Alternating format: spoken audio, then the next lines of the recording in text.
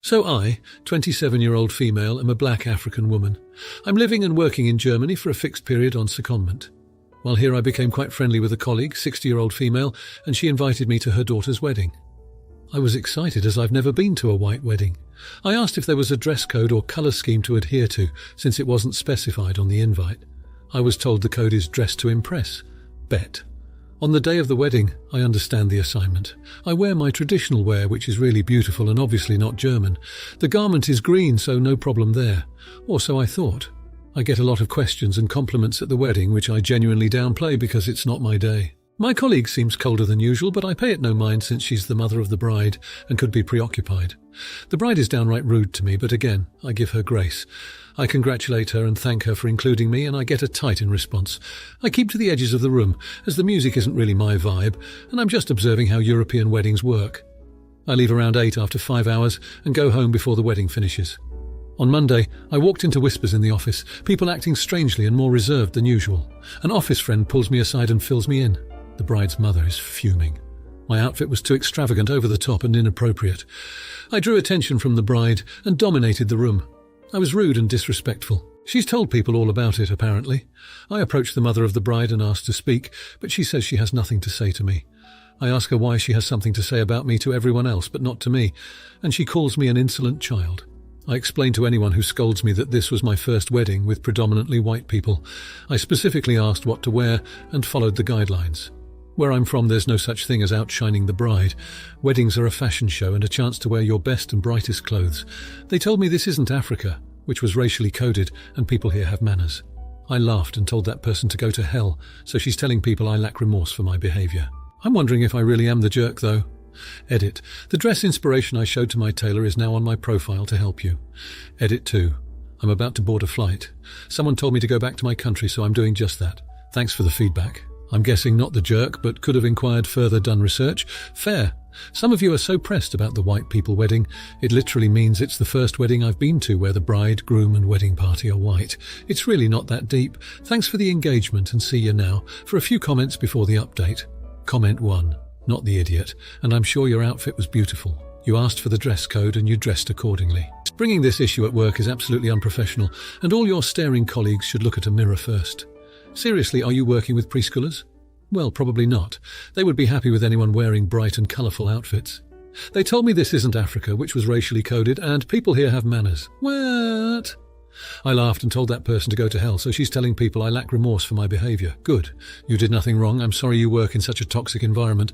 Comment 2, not the idiot. She knows you're African, and now the problem is that she can either blame herself or you. Somewhere deep down, she must realise that her answer, dress to impress, was inadequate, and that, this might mean something different to someone from literally a different continent. Her daughter is angry at her, so she can either choose to accept that her vague answer caused the problem and admit that she is at fault, or shove the blame onto you. To look better to her daughter and anyone else who noticed, she is blaming you. If the office culture becomes hostile, go to HR and give them a factual account. Good luck. Comment 3. Not the idiot. You don't tell someone dressed to impress and then get mad they impressed. Not going to touch the Africa comment. As a fellow black woman with African family, I really want to fixate in that. Weddings are legit just fashion shows in most black families, and even in white families. When one of my aunts married her white husband, all of his side were just as done up as her side. You asked about the dress code and she gave you it. If you supposedly outshines the bride, who sounds hella insecure TBH, then that's mob's fault. Your co-workers are rude as hell. We have manners, my butt. Now for the update. It's been a year since the wedding incident, and I'd be lying if I said it didn't make me question my place here in Germany. I returned home to Africa for a few months to regroup and reconnect with my roots, faced with a decision to either stay there or go back to Germany. In the end, I chose to return, primarily because I loved my job, but also because I felt I had unfinished business. I wanted to show my colleague and her daughter and others like them that cultural diversity is something to be celebrated, not shamed. I continued working and kept my distance from my colleague, let's call her Angela, outside of professional interactions. I didn't bear any ill will towards her, but I felt it best to keep our relationship strictly professional. For a while it worked. Then, a few months ago, Angela suddenly approached me. She looked different. There was a weariness in her eyes that wasn't there before. She asked if we could talk privately. Surprised, I agreed. Tears welled in Angela's eyes as she began to recount the wedding incident. She apologized for her rudeness, but what surprised me is that she confessed her ignorance. She admitted that she had no idea about my cultural traditions and the significance of my attire. Moreover, she told me about the wave of backlash she faced within her social circle when word of her behaviour got around. Apparently, her friends had been appalled at her lack of tolerance and cultural understanding. It made Angela realise how insular her worldview had been. She said she wanted to make amends and invited me to a dinner at her home with her daughter. The dinner went wonderfully. Angela's daughter, the bride, was more receptive than I had expected. She apologised too, explaining how she'd felt pressured to abide by her mother's wishes on her wedding day. In a twist of fate, Angela even suggested that I, in my spare time, could conduct a small cultural education session at our workplace to familiarise everyone with my traditions and customs. I agreed, and it turned out to be a huge success. Now, I feel more accepted and understood at work than ever before. The incident has sparked conversations about cultural diversity and acceptance in our office that were long overdue. I still miss Africa, my home, but I've realised that home isn't just a place. It's where you're understood, accepted and loved for who you are. And in that sense, I'm starting to feel at home here in Germany. My journey continues, but this chapter offers a glimmer of hope that acceptance can come from even the most unexpected places. Now for the comments. Comment 1. Not the idiot. You have every right to question your place in a new country, especially after a negative experience. It's completely normal to feel out of place when you're living in a foreign land, even more so when you're faced with a culturally insensitive situation. You took a mature decision to return to Africa to reconnect with your roots, and then made an informed decision to return to Germany. Your commitment to promoting cultural diversity is admirable and necessary. There's nothing wrong with loving your job and wanting to make a positive impact in your workplace. Comment 2. Not the idiot. Angela's behaviour towards you initially was unfortunate, but it's great to see that she realised her mistake and reached out to you. Everyone has the capacity to grow and learn, and Angela is proof of that. Her sincere apology and initiative to invite you for a dinner to reconcile shows her willingness to rectify her mistakes. Her suggestion to conduct a cultural education session at work is commendable, as it not only benefits you but also the entire workplace by promoting understanding and acceptance of diversity. Comment 3. Not the idiot. You deserve to feel accepted and understood in your workplace and in the country you're residing in. The fact that you started feeling at home in Germany after the cultural education session is proof that such initiatives can greatly improve the way minorities are perceived and treated. The hope and understanding that acceptance can come from unexpected places is not just your victory, but also a win for everyone who learns the importance of acceptance and diversity. You're doing great work and should continue to do so. Now for the next story. 2 years ago, my husband and I were doing some renovations to our house.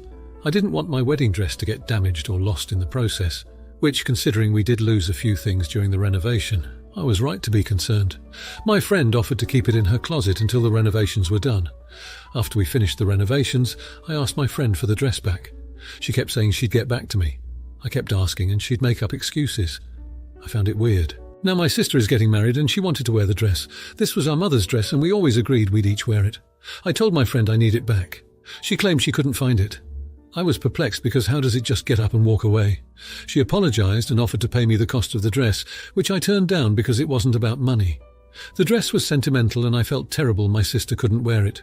My friend and her husband went away. I was there to water their plants and feed their dogs. I decided to go look myself.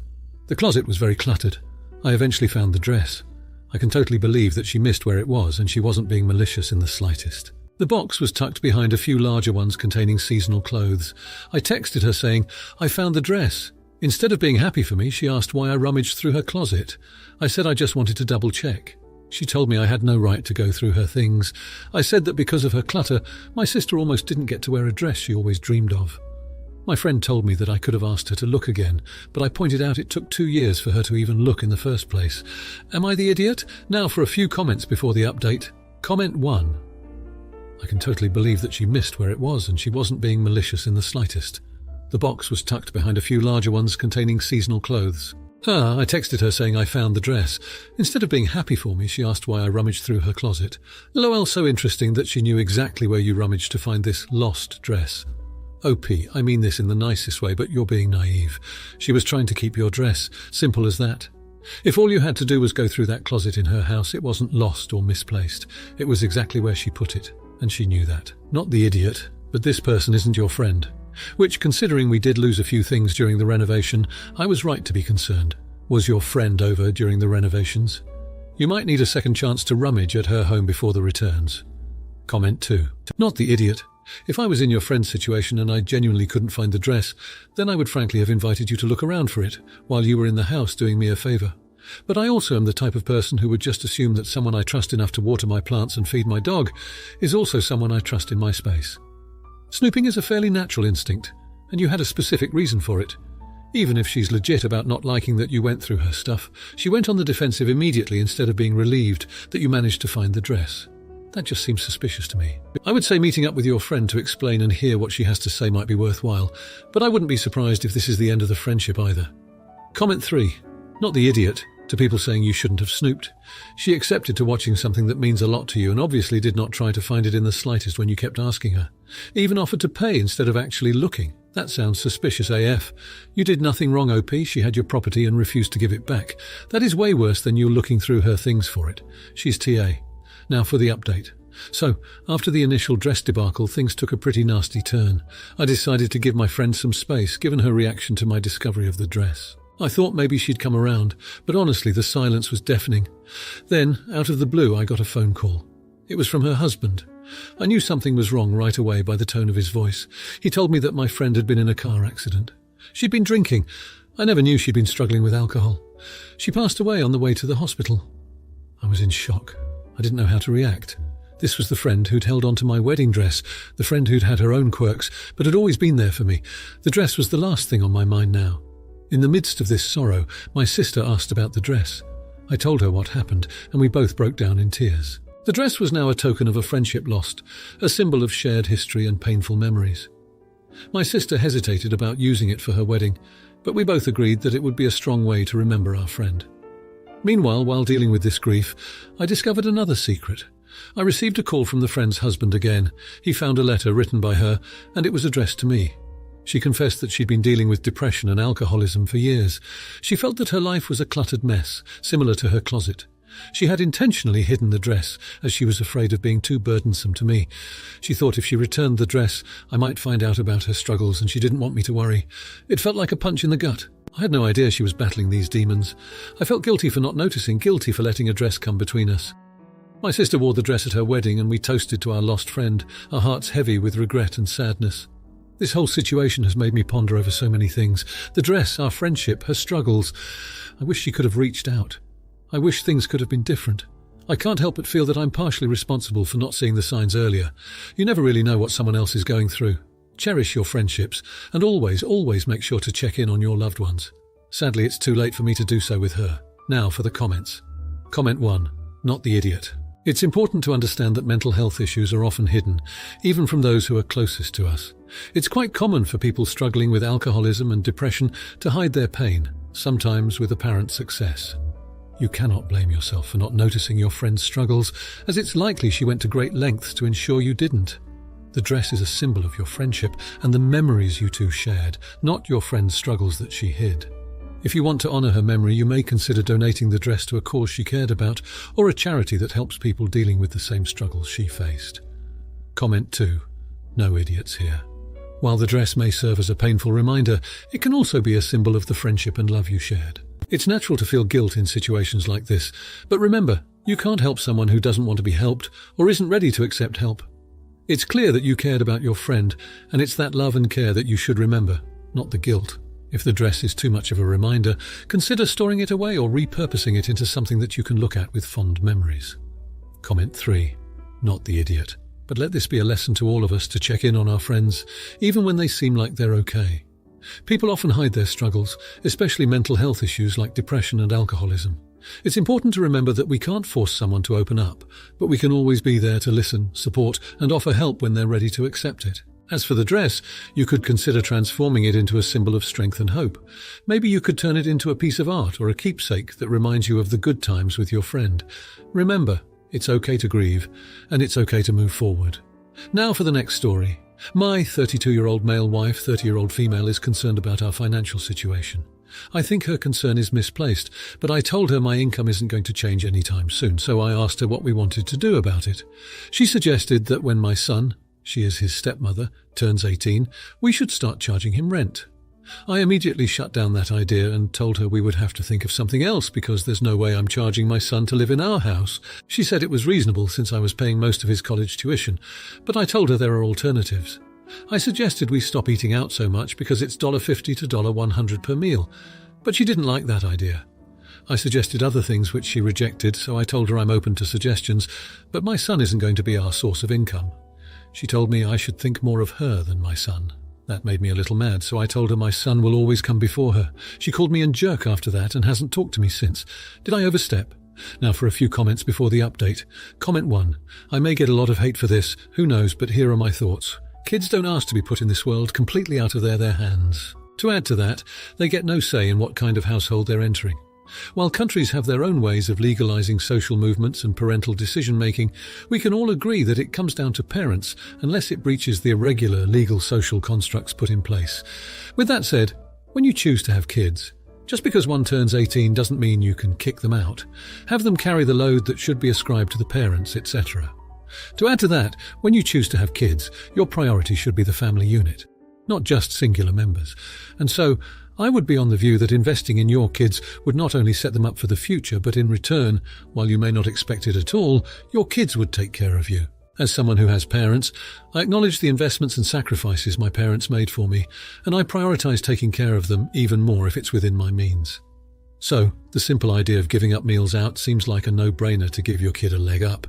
I'd even argue that there's an even greater emphasis on setting them up sooner than later given the current financial, socio-political, and everything else climate. The idea of making your own way is very difficult for younger generations. They were handed a pretty S-tie hand. I commend you for your position, not the idiot. Your wife, however, needs to do some soul-searching as to the kind of parent she wants to be. Comment 2, not the idiot. So your unemployed wife is raising hackles at your barely legal son, who is somehow supposed to hold down a job and study full-time so she can continue to afford to eat out. Really? If you're short on money, there are 2 options. Cut down on expenses, or the unemployed partner finds a job. Your son has a job, he's studying. Comment 3. Not the idiot. I'd be suspicious of any parent who thought of others before they thought of their children, even a spouse. It's great that you are able and willing to support your son.